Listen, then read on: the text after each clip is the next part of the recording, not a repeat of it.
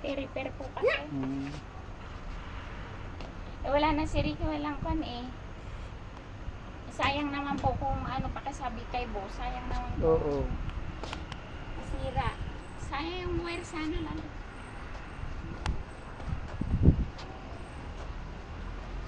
Nag-uusap na kayo sa presyo nito? Di pa? Hindi pa, si Tita Mini ang kausap ko po.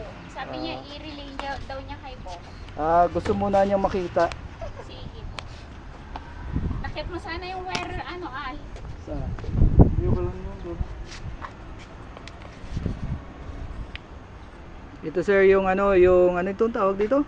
Welding machine. Oh, portable. Portable welding machine ni Ricky. Powercraft yan. Powercraft. Yung brand.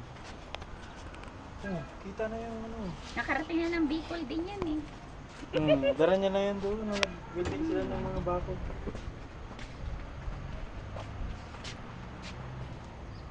Dami na nang napuntahan niyang welding machine na yan.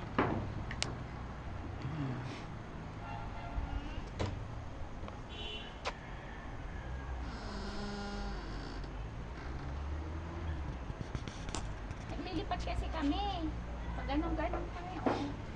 Sabi mo kaya rin, minamano-mano niya eh.